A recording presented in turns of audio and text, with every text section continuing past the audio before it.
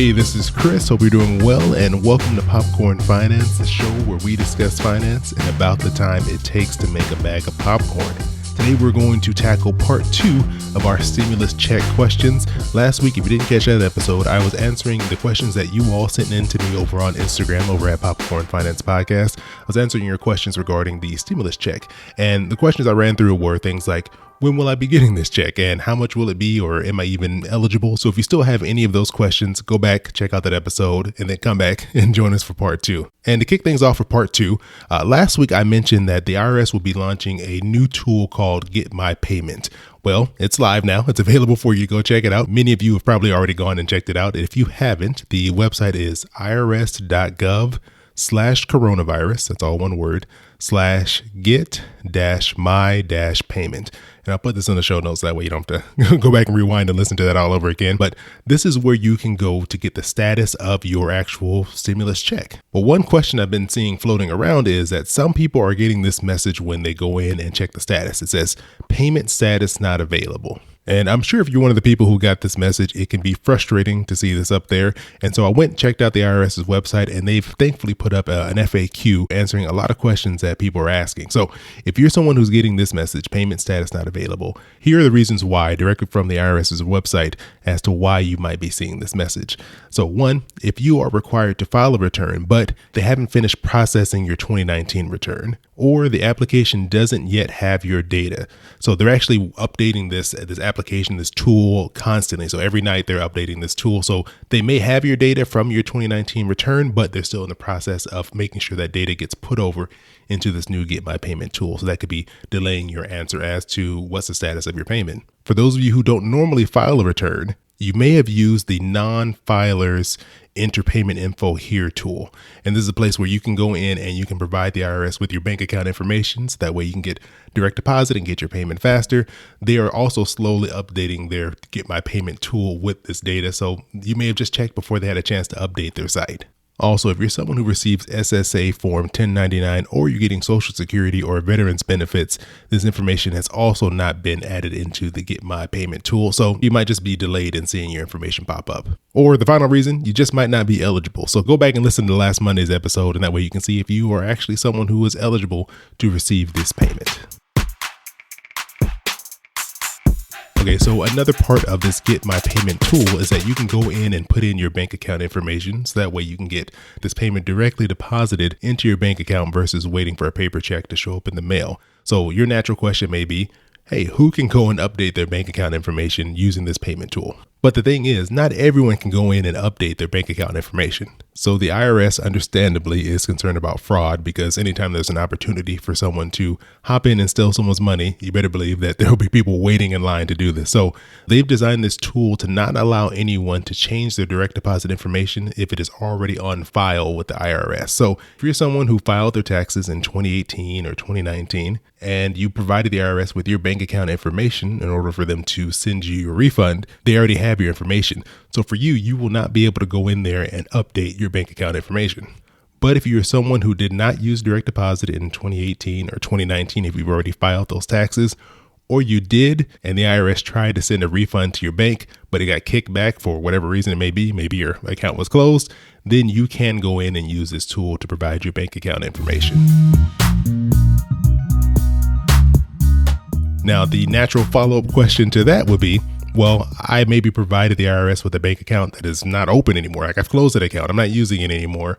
What do I do? Sadly, the answer is nothing. What they're going to do is process your payment electronically. It's going to get rejected because that account is no longer open. And then they will begin to process it as a physical check payment. So your only window of hope that I can see when I went back and looked at this, the only window that might be there for you to be able to switch this to an account that might actually be open is to go over to the Get My Payment tool and catch it in that window of time from where the bank has rejected your direct deposit and notified the IRS, and before they actually process that paper check. So there could potentially be a small window of time where this is possible, where you can go in and provide them with your up-to-date bank account information. But if you do not catch it, if the Get My Payment tool application has already indicated that your payment has been processed, then you're kind of out of luck and you just have to wait for this paper check to show up in the mail.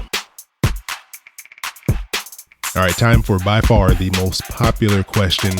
This one I received multiple times. Let's give a shout out to Savvy History, Mimi Dona 50, at Team Ocelot, Kara, Scott, Shayna. I'm sure I'm missing a bunch of people here, but it was a variation on these questions here. I'll probably be taxed for this free money in the future, right? Or are taxes going up next year or taken out of my return? Or do I have to pay this back? And the quick and easy answer is no, you will not be obligated to pay this back. Not unless you were lying on your taxes in 2018 and 2019 and they discover that. Okay, maybe there's room for something going on there, but under normal circumstances, no, you do not owe this money back. In fact, you might actually be eligible for more if you didn't get the full amount. So last week I mentioned that there are cutoffs for where you will no longer receive the full $1,200 amount per person or the additional $500 per eligible dependent. I'll use people who are filing as single right now for an example. If your adjusted gross income, and remember, this is different from your gross income, it's typically a little bit lower. If your adjusted gross income is no greater than $75,000, you're entitled to the full $1,200 amount. And then it will decrease by $5 for every additional $100 you make over that threshold. This stimulus payment is actually a tax credit that's going to be based off of your 2020 income taxes. So actually a shout out to Melissa. I'll just throw this question in here. She asked, I learned they are actually a tax credit. Can you expand on that? So yes, the stimulus check is actually an advance on a special tax credit that's going to be part of the 2020 tax year. And there are different types of credits. There are some that will only reduce the amount of taxes that you owe. So if you owe nothing, you'll get nothing, even if you're eligible for this tax credit. But there are others that are considered refundable. So even if you owed nothing on your taxes, they would still give you that full amount of that tax credit. An example would be the earned income tax credit. So in this situation, the stimulus check is a refundable tax credit. So even if you didn't owe any taxes, they would still refund this $1,200 to you if you meet the criteria to make you eligible for this payment. So, there's always that little caveat in there. So if you were someone, for example, didn't get the full amount of this stimulus payment based off of your 2018 or 2019 taxes, or just weren't eligible for anything, and then in 2020, your adjusted gross income dropped drastically. So I know there are plenty of people who have had interruptions in their pay this year. You could potentially become eligible for that payment based off of your 2020 earnings. So next year, when you file your taxes in 2021, April 15th, 2021, everything's gone back to normal. You're filing your taxes. You would be eligible for this credit if your adjusted gross income dropped low enough to meet the criteria to receive this payment, even if you weren't part of the group of people who receive that payment right now. So there is still a possibility that you could receive the stimulus payment, even if you didn't get it during this first round of distributions they're doing. But the important thing to note is that this does not work on the flip side. So if you qualify for it now and your income shoots up during 2020, they will not come back to you and say, hey, you no longer qualify and we're taking this money back. It does not work that way. It's a one-way thing. There's just a guarantee that if you're eligible to receive this payment, either based off of your 2018 or 2019 taxes, which they're using for this current round of payments, or next year based off of your 2020 income, you're guaranteed to get it if you meet the criteria, but you will in no situation owe this money back and have to pay it back to the government. And a little bonus follow-up question, will you be taxed on this money? No, this is non-taxable. This will not appear as taxable earnings when you file your taxes, so you do not need to worry about that. So the last thing I want to leave you all with is just be very cautious right now. There are a lot of scams going on. I know I've gotten multiple emails, multiple text messages about all these different things that people can do to help me get my money or to help me secure more money, all these different things. Just know this. There are over 320 million people in the United States. The IRS will not be sending you a text message. They will not be sending you an email regarding your payment. There's just too many people. They're not going to do that. They do not have the time or the staff to do that type of operation and get that much communication accurately out to everyone. So please be aware. They will not be calling you. They will not be emailing you. Do not respond to those voicemails. Do not respond to those emails. And please keep yourself safe. Let your parents know, let your family know, let your friends know.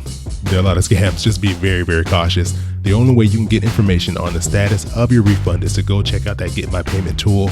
And remember, that is over at irs.gov/coronavirus/get-my-payment. And again, this will be in the show notes. So please be safe. If you have any follow-up questions, you can always email me over at questions@popcornfinance.com. or send me a message over social media. I hang out a lot over on Instagram at Popcorn Finance Podcast, so that's a great way to reach out to me if you have a question. And one more thing I wanted to mention before I get out of here, if you're tired of looking at the news, if you want a distraction, if you want something to kind of take your mind off of things and just relax for maybe 30, 40 minutes, check out the new podcast that I launched with Allison from Inspired Budget, who you've heard on the show multiple times. It's called This Is Awkward, and it's a fun show where we go through and we tackle callers' awkward money situations. On the most recent episode, we had a listener call in and told us a story of how she was dealing with a very tough time financially. She reached out to her mom for some advice, and she told her to try out jazzercise classes. And I'll just give her a shout out here. That was Connie. Thanks for that call. I believe she listens to Popcorn Finance as well. But if you want to laugh, if you want to have a little fun and take your mind off of things, come join us over on This Is Awkward. I'll have a link in the show notes for you to check that out. And if you have an awkward money situation that you want to share with us, something fun, it doesn't have to be anything serious. We don't want to make you, air all your business out on the internet. But if you have something fun or something awkward that you look back on now and laugh, or you're like, I don't even know what's going on, or for something that you do want some advice on, something difficult that you're dealing with now, give us a call. You can reach out to us at 707-200-8259. Again, that's 707-200-8259. You can remain anonymous. You do not have to give us a name, but we'd love to hear from you and have you be part of this new podcast that we're working on. It's been a lot of fun. We're on 4 episodes so far, and it's releasing twice a month on the first and third Wednesday of every month. So yeah, come over, join us. We'd love to have you. And also appreciate you coming here, joining me again for another bag of popcorn. I hope you and your family are safe, healthy, and doing well. And I'll talk to you soon.